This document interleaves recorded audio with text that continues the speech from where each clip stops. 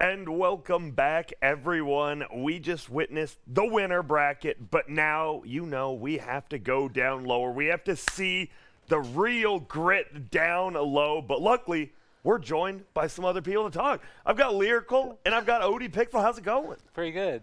I thought you were going to set us up with two people that know with being down low or like the casual flame. But insult you guys? No, absolutely. I know you guys are already down and out, so I didn't want to make you feel like it.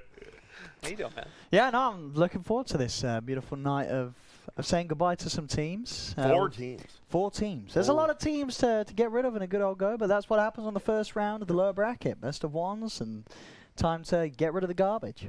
Yeah, no, it is. And this, it's going to be a tough one. As we said, 4 teams are going away. That first one, it's going to be Spirit versus eHome. But before we get there, we just saw 2 teams from the upper bracket move on, TNC as well as J-Storm. I mean, J-Storm maybe the biggest surprise so far, already top 6 at this major. Yeah, it's a little crazy. I was not expecting huge things out of them, but, they pulled in some solid dudes from all over the world. You got Old Man Fear back again, and this bracket right here, you can see it's kind of like a clear path for some of these teams that normally wouldn't get top 8 or top 6 in this major to just like, let's ball out. Let's go to TI. Yep. Yeah, and I think from those 2 series we saw earlier today, just J-Storm taking down Liquid. Liquid, I think a lot of people after watching the groups would have maybe been like, oh, hang on, they're pretty good. EG. What's going on? Okay, Liquid, they're ready, they're great, they're good to go, and then they've lost to J-Storm. Not to take anything away from J-Storm because obviously J-Storm themselves, there's a lot to say, but it's still sort of meaning that where are we putting Liquid? It's sort of up in the air. Have they improved, or did they get lucky against EG, or maybe EG isn't as good as we expect from the All-Star team, and it's sort of how you look at the way that Liquid's going to go on, and then obviously move down and play against the winner of be the winner of the second series, won't it? Right. Yes, I think that's what it would be. I don't know. I think that EG looked really good. I think that Liquid looked really good. I was surprised by J-Storm and how solid they felt. Yeah. Maybe today, like, Liquid didn't look quite as clean as they did yesterday. So, like, a combination of J-Storm stepping up and maybe them falling back a little bit.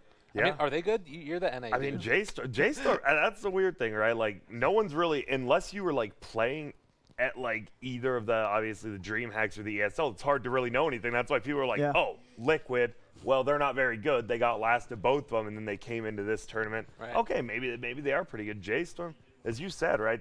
They've got the pieces. You've got some young talent, obviously, in 9 and whatnot. And then you got the old man in Fear. But who knows how far they could go, right? All of a sudden, you beat this.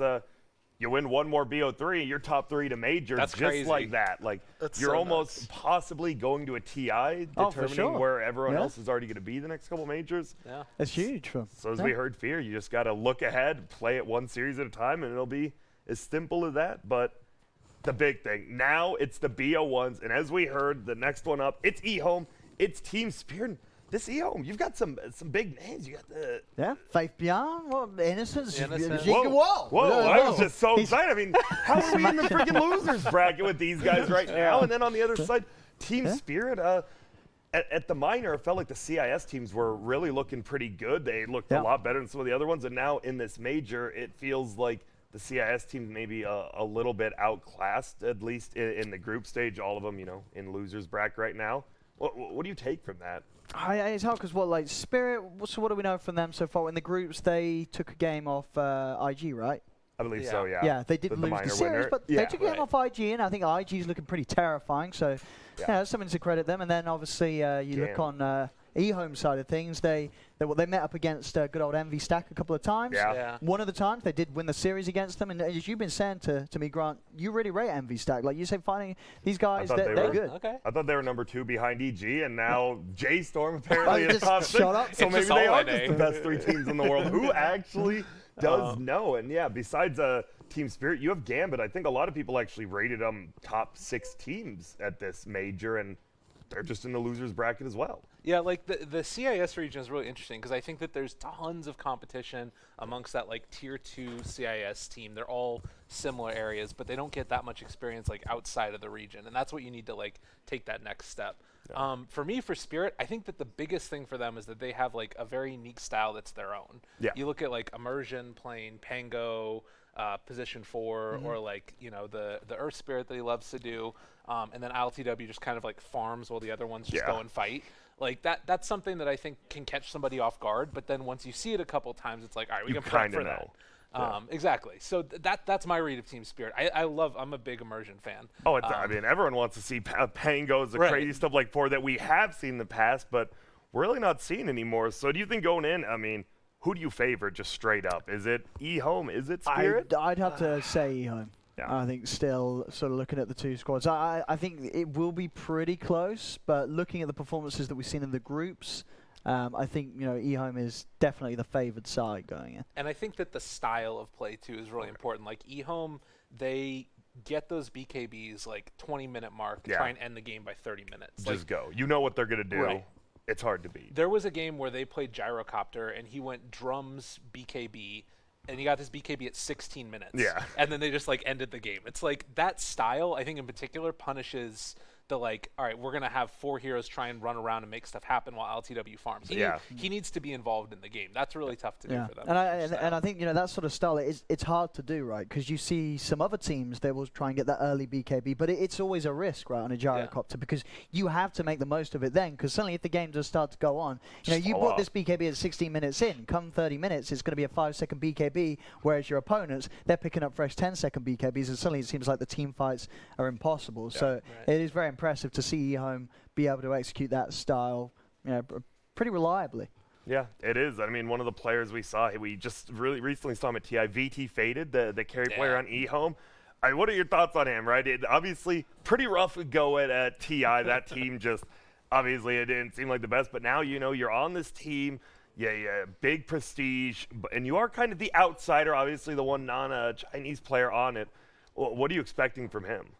I think that it's a good learning experience getting bodied, right? Like everybody needs to have that happen in your life. You got to lose bad, Exactly, and it teaches you some stuff like grace under pressure and things. So, it's a comeback tour. Let's see if he can do it. I think that there's definitely a chance of it.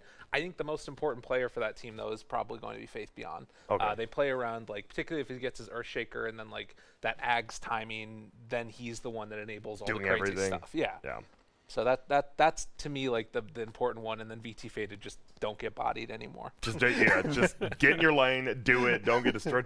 And then on the other side of things, I mean ILTW, he was on OG for a little bit last year. I think this is the exciting thing about this matchup, that you do have VT Faded on one side and ILTW on the other. So these it feels like very fresh sort of players that obviously have garnered a lot of attention from sort of the older players in Dota 2. As you say, RTW, well, we know that the OG lads, they saw a lot of potential in him because they did have that stint where they grabbed him and said, come and play with us for a while. So, you got to look at these 2-time TI winners, OG, and say, well, if they see something in the kid, then there's probably something there that's pretty special. Well, and the reason that he left was not because, like, he was terrible. No. They were losing a couple, but it's because Ana was coming back. Like, that's completely understandable. The other thing about him, too, is that he also, during the second or one of those WESGs, he stood in for the VP roster and was part of Team Russia because no one was on the Ukrainian team. So he's got like knowledge from all over the place. He's got like Solo's brain a little bit in there, maybe a little bit of other people mixed in, and you can see it in their style too. Of like they play a little bit like how OG did previously, where you run around, make space, and then LTW's out there farming. So I don't know. We'll see how it goes. Yeah.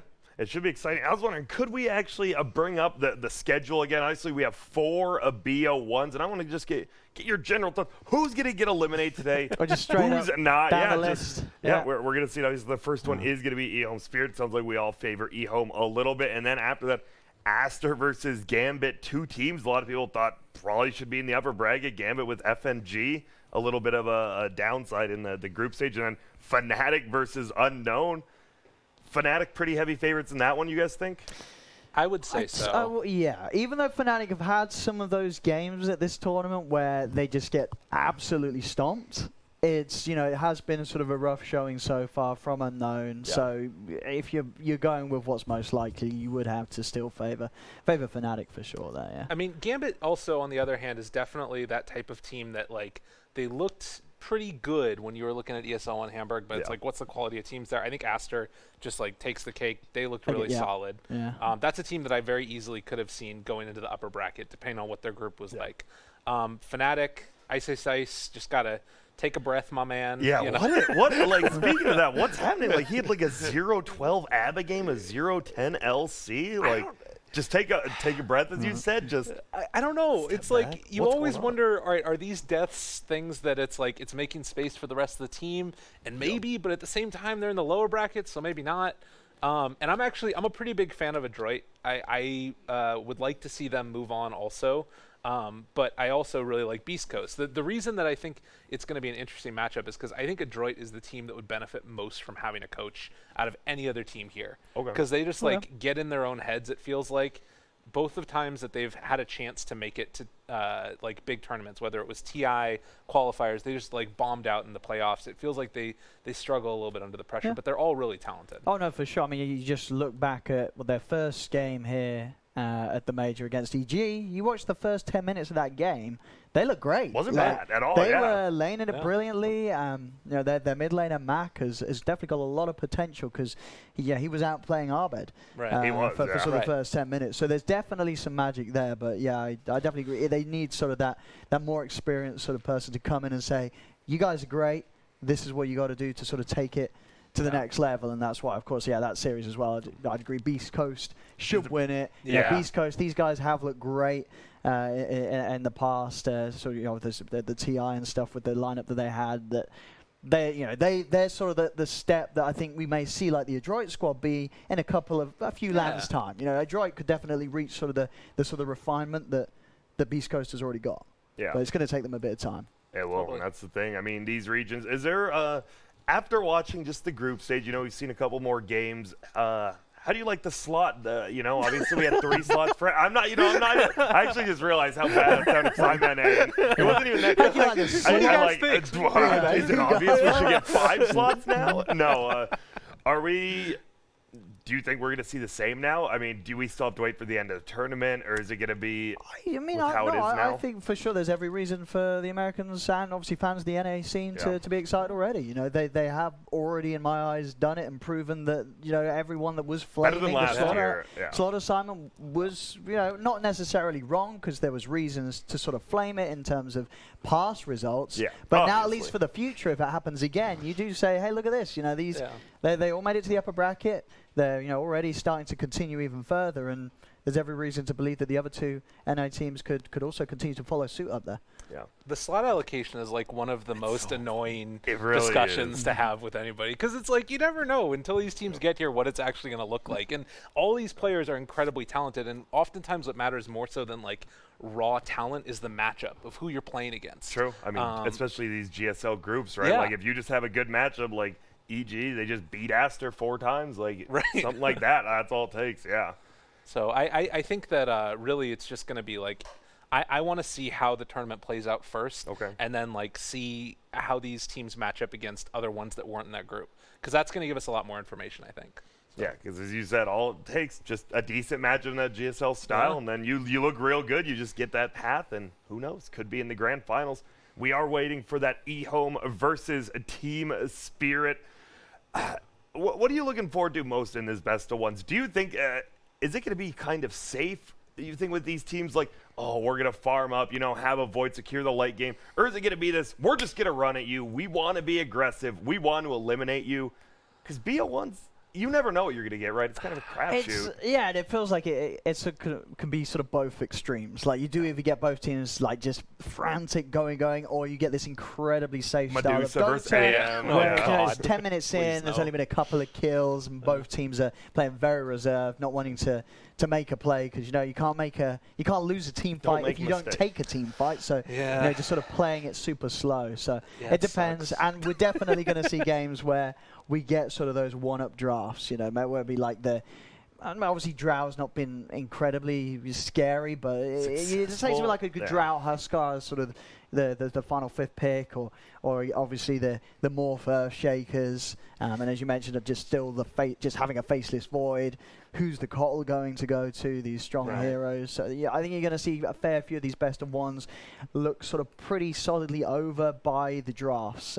If these sort of hero combinations or heroes come out. Yeah, and I don't think that they're going to let like Morph Earthshaker through for some of these. For sure not. Like especially against like well, obviously Aster, like a Fnatic. Right? Because they play it so well. And like they'll first phase it. Yeah. Exactly, and I think that what you're probably going to see more of is teams. I mean, it's like they'll have one of those things where it's like, do we think that our style is what got us here in the lower bracket, so we need to change it now?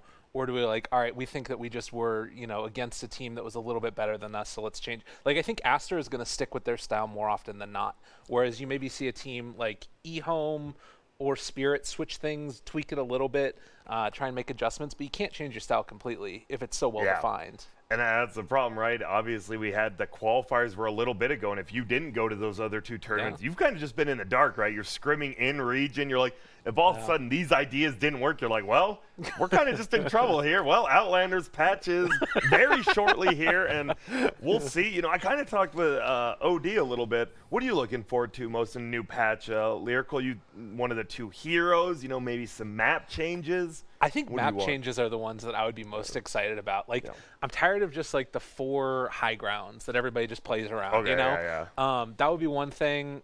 Obviously, I want to try out the new heroes too. Who doesn't? Right? Yeah. That to me feels like it's always very fun because they're going to be broken, and like you can just sort of spam them in the games. Well, at least one of them will broken. Probably both of them will be broken. I actually have no idea what they do, but I'm really excited to try them out because I think that like.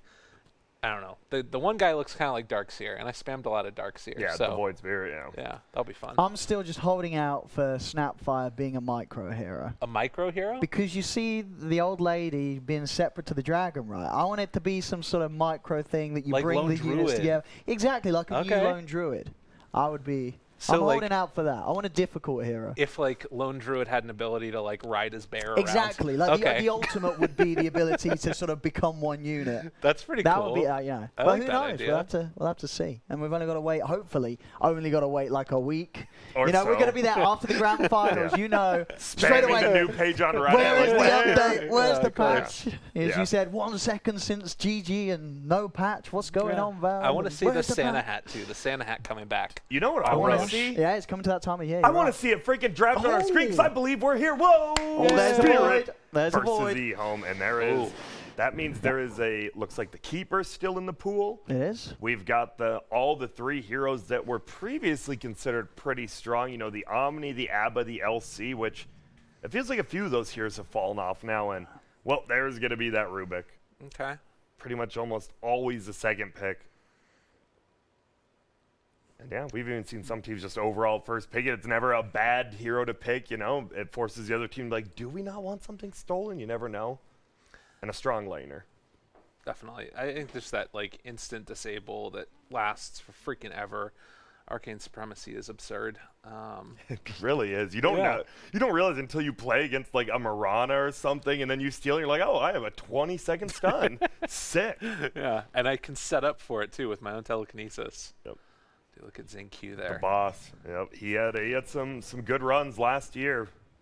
We'll see if he can get back into it though. I really like him as just like an ideas man on a team. He always feels like he was part of that squad that did like the Blink Dagger Dagon 5 Queen of Pain. Yep, he was. Yeah, he was the Quap. Yeah. That was beautiful. Yeah, and they like almost won the game because of it. It was such a crazy build. It really was. And you see their opening. That's the lane right there already. The Rubik Abba. We saw it in, I think, game 1 of the first series. And a lot of people are saying that's one of the strongest lanes in Dota. It ended up actually losing. And holy smokes, we've got our 2nd Enchantress. We saw Fly play it once yesterday, but... There were a couple of them in the other games that you guys weren't covering. Okay. I saw it against an ET. They didn't do the thing where you can, like, dispel off Astral Spirit, which is just disgusting. But... as far as this is concerned, I guess I would think it's probably core. You'd be able to throw impetus shots into the Chronosphere. That sounds kind of nice. He is staring at us. Oh, he's into my soul. Wow. Hello there. Oh. My God. I wasn't ready for that. Deep into our souls. Oh. And there goes the TAs getting banned out. We saw, I mean, obviously TA lost the laning phase pretty hard last game and then still managed to just absolutely. I was watching those first few minutes and it was whoa, like this Storm is destroying this TA. And then you look back 10 minutes later and the TA was thousands of gold ahead of anyone else in the game. Yeah. Do you think that's it seemed like J-Storm, they really like their stacks. Are we going to see, it feels like more teams might follow suit. Like, let's just get stacks. Dude, right quick, turn your head upside down. You can. I'm pretty sure it's just Dota buff. It is. Oh.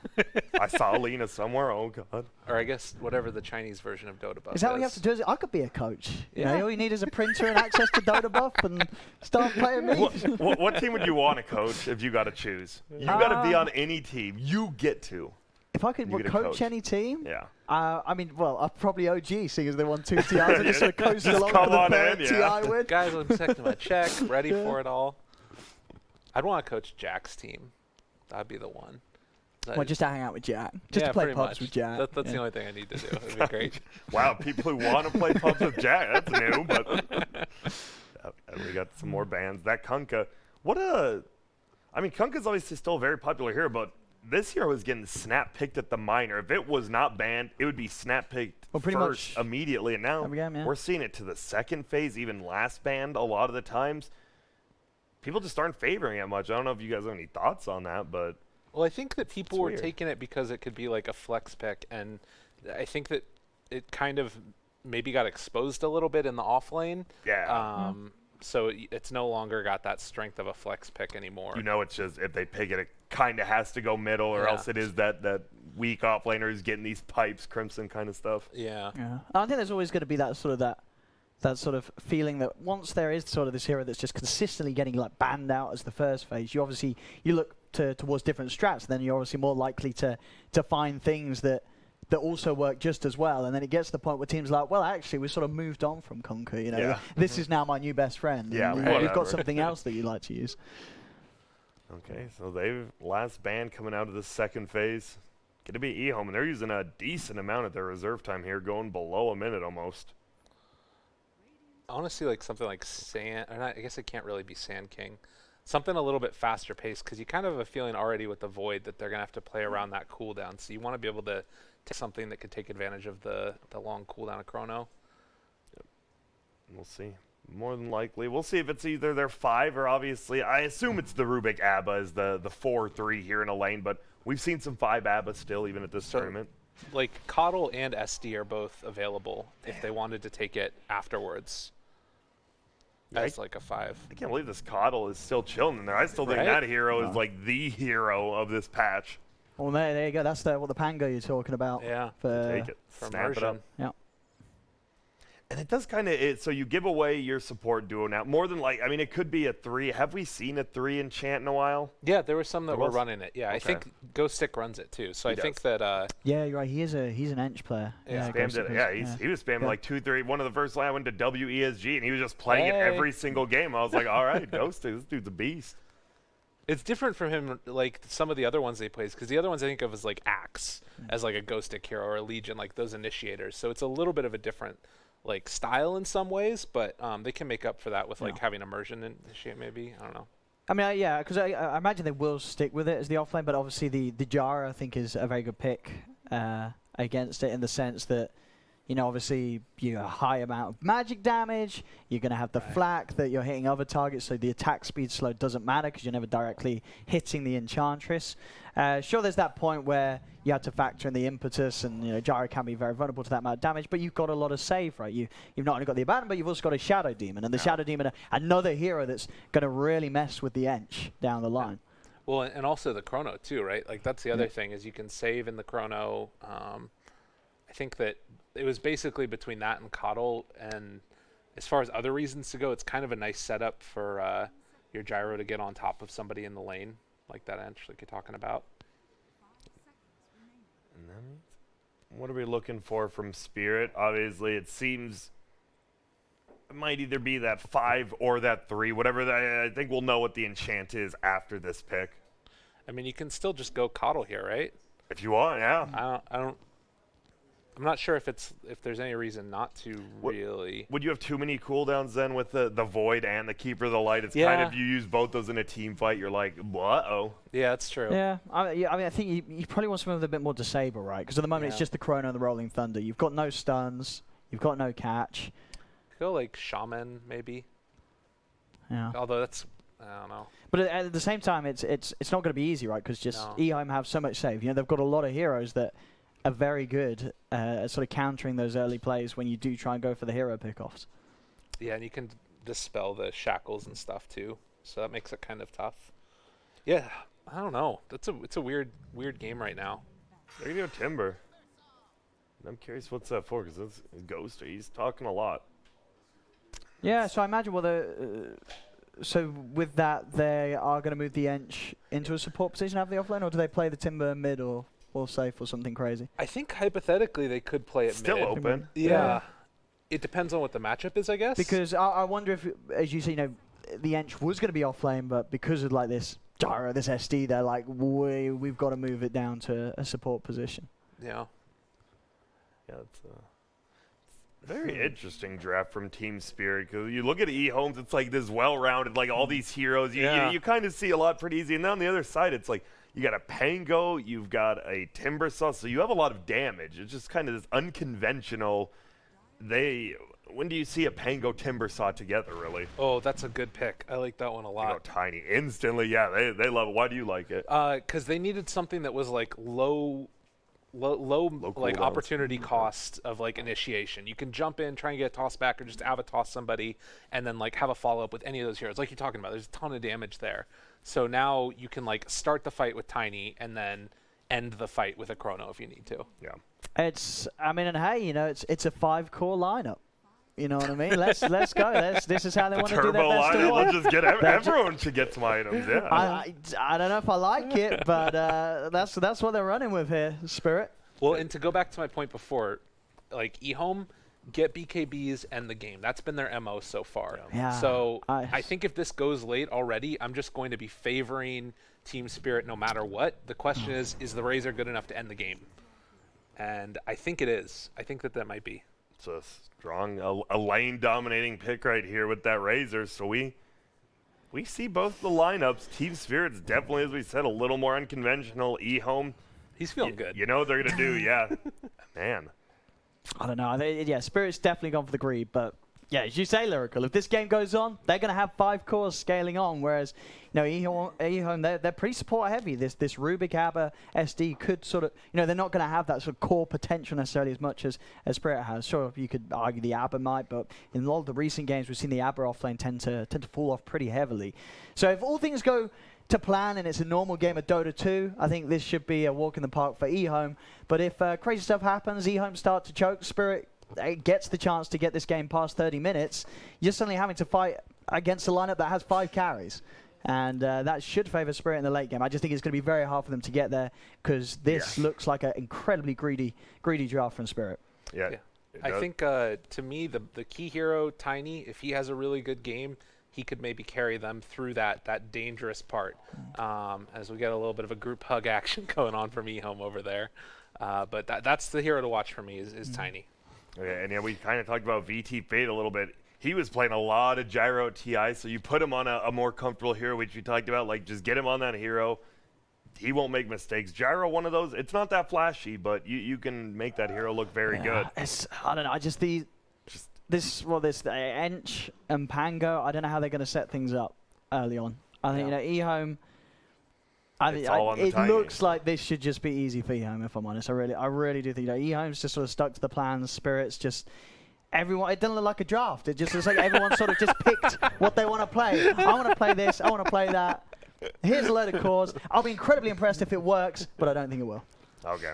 So we got one on the way of eHome. Lyrical, it sounded like you were definitely also leaning towards eHome a little bit. I'm gonna ride that fence and say eHome, but Tiny might be the one that makes it happen. He could make it happen.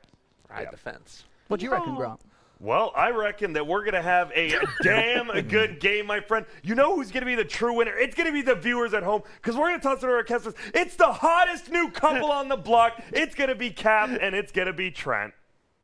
Thank you, Grant. That's right. We're going to be your casters for Team Spirit versus eHome. We've got back-to-back CIS versus China matchups. In my humble opinion, Trent, I think these are going to be the hypest best-of-one elimination matches, these two.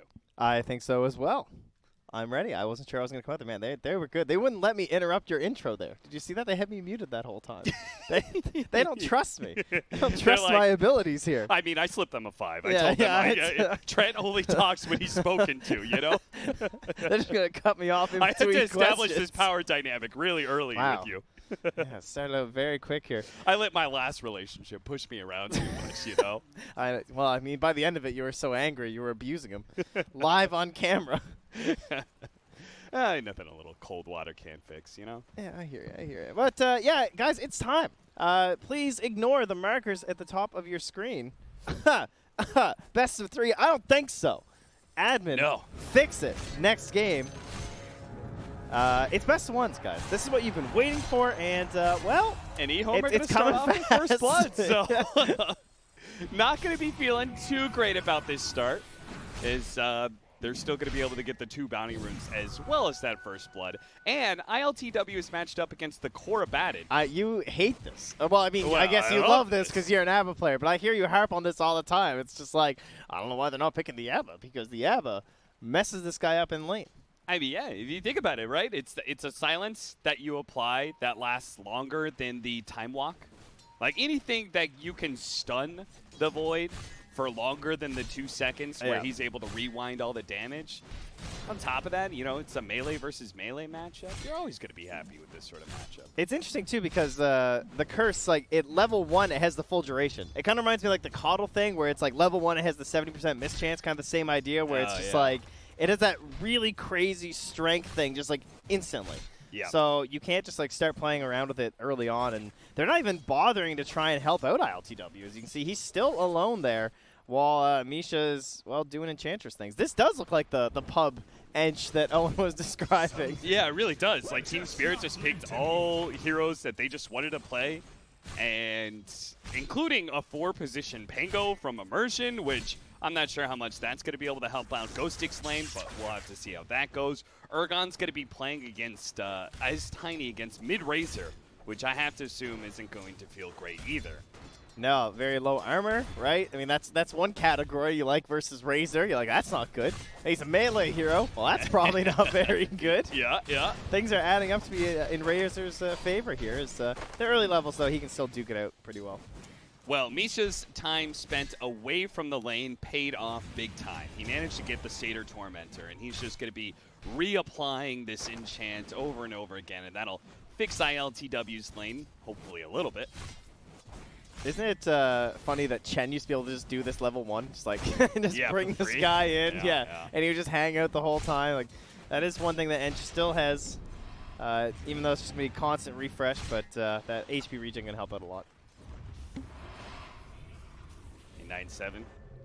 Getting a little bit low. I was telling you I'm calling him the anti-super.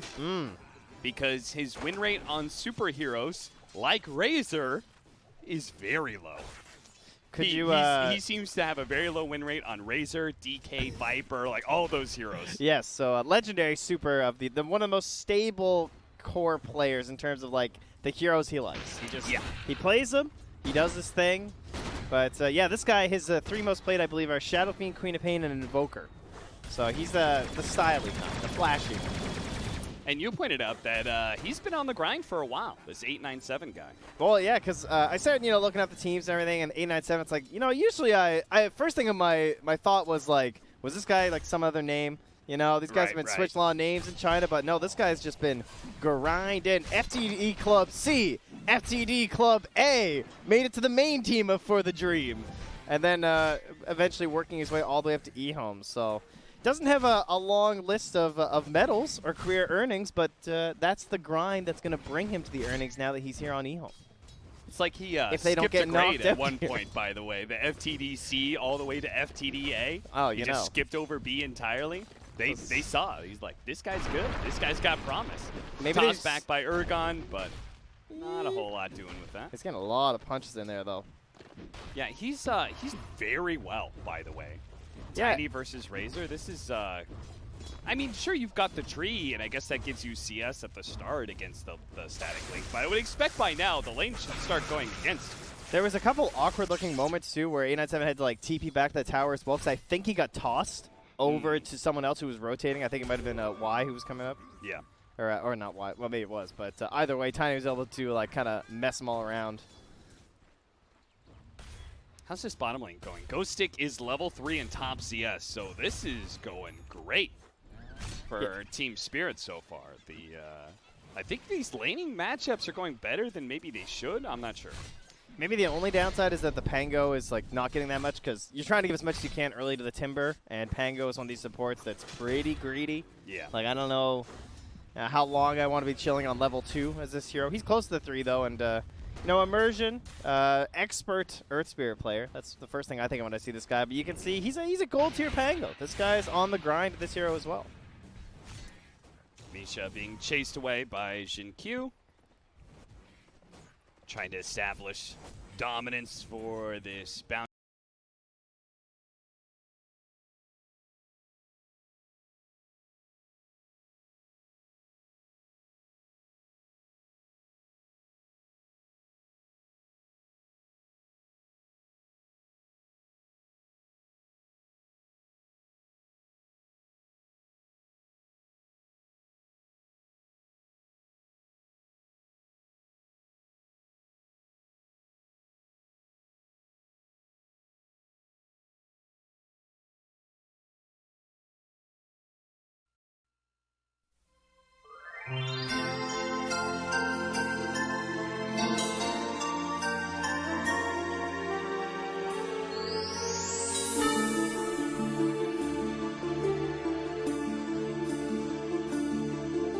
Whenever I see girls and boys selling lanterns on the streets, I remember the child in the manger as he sleeps. Wherever there are people giving gifts, exchanging cards, I believe that Christmas is truly in their hearts. Let's light our Christmas trees for a bright tomorrow, where nations are at peace and all are one in God. Let's sing Merry Christmas and a Happy Holiday. This season may we never forget the love we have for Jesus. Let him be the one to guide us as another new year starts. And may the spirit of Christmas be always in our hearts. In every prayer and every song, the community unites, celebrating the birth of our Savior Jesus Christ. Let love like that starlight on that first Christmas morn lead us back to the manger where Christ the child was born. So come, let us rejoice, come and sing a Christmas carol with one big joyful voice, proclaim the name of the Lord. Let's sing Merry Christmas and a Happy Holiday. This season may we never forget.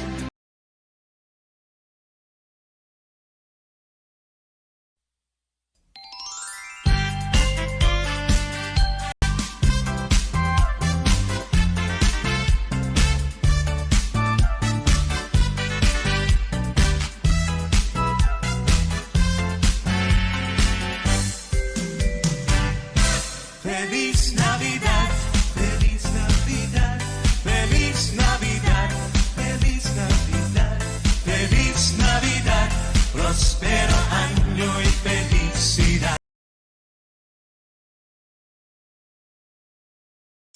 Hello.